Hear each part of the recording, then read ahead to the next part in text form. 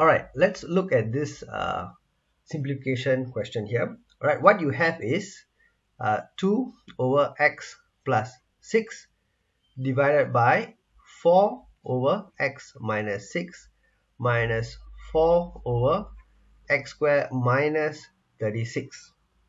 Alright, now in order for us to solve this or simplify this expression, what we want is we want the denominator here to be expressed as a single fraction. Alright, so we need to get a common denominator for these two terms here. For the two terms, we see that here we have x minus 6 as denominator, here we have x squared minus 36.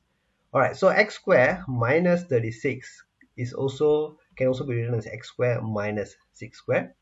Alright, from our factorization rules, we know that this is actually equals to x plus 6 and x minus 6.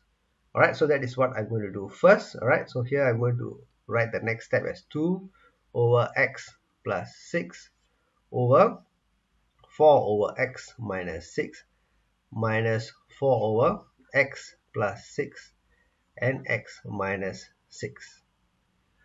Okay, so for the next step, alright, for the denominator part here, to make a common denominator here, we can see that we need to take x plus 6 and x minus 6.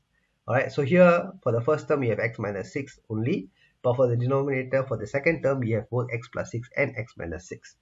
Alright, so that is what we're going to do here. So for this denominator, this entire denominator, the common denominator would then be x plus 6 and x minus 6.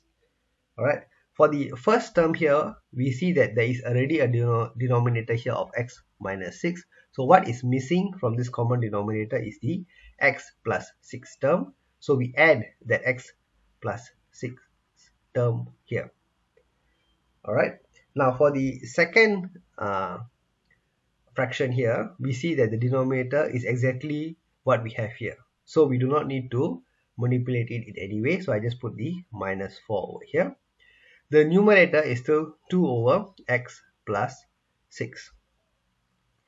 Okay, now for the next step, what I'm going to do is instead of writing it as one big fraction here, I'm going to convert it to a single line where 2 over x plus 6 divided by this term here, which is 4x plus 6 minus 4 divided by x plus 6 x minus 6.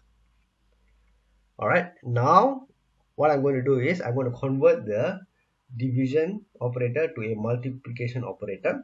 So as we know, when we do that, the second term will flip. So what I have here is 2 over x plus 6 multiplied by x plus 6 x minus 6 divided by 4 into x plus 6 minus 4.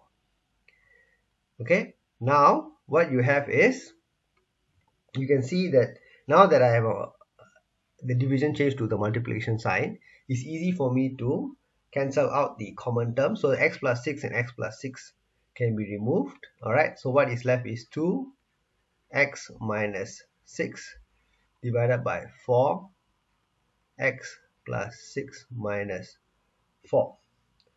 Okay, now as a next step, what I can do is I can see that there's a common 4 over here. I can factorize out that form. So numerator is still as it is. Okay, for the denominator we can factorize out the 4. So what I have is x plus 6 minus 1. Alright, so what I can do here is I can cancel out. So I have 1 and 2. So I have x minus 6 over 2 into x plus 6 minus 1.